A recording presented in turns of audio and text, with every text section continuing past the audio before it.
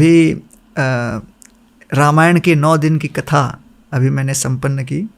नवरात्रि में बहुत समय से इच्छा थी कि श्री रामचंद्र जी के चरित्र को लेकर बालकांड से लेकर युद्धकांड तक कथा करूं।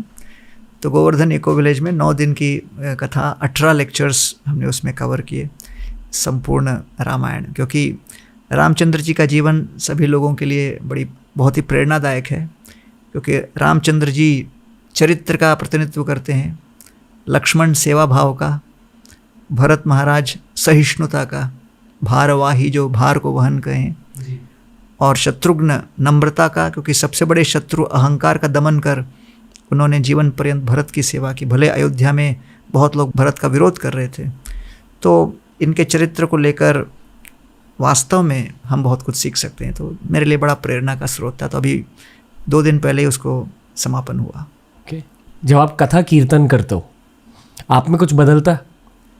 बहुत ज़्यादा। भागवत में वर्णन आता है, तथापि कीर्तयामंग यथामति यथाश्रुतम कीर्तिम हरेर स्वाम सत्कर्तुम गिरम अन्याभिधा सतीम। कथा कीर्तन के पीछे मूल लक्ष्य क्या है उसमें बताया है।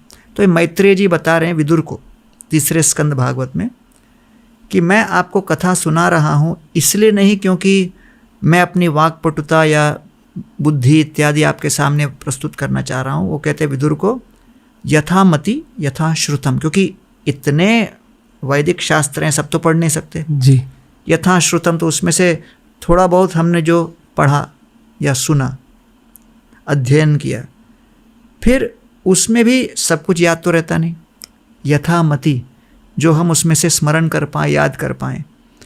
तो वो जब हम कीर्तिम हरेर स्वाम सत्कर्तुम, जब हम भगवान की कीर्ति को वर्णन करते हैं तो कहते हैं गिरम अन्याभिधा असतिम, मेरी वाणी शुद्ध होती है, मेरे कान शुद्ध होते हैं और मेरा चित्त शुद्ध होता है। तो इसलिए ये कथा सुनाने की शैली वैदिक सनातन धर्म में कथावाचक अपने शुद्धिकरण के लिए वो कथा करते हैं, ऐसा मानकर वो चलते हैं। ये नहीं कि हम आप सबको ज्ञान देंगे या हम आपसे अधिक जानते हैं इसलिए हम कथा कर रहे हैं। It is for self purification.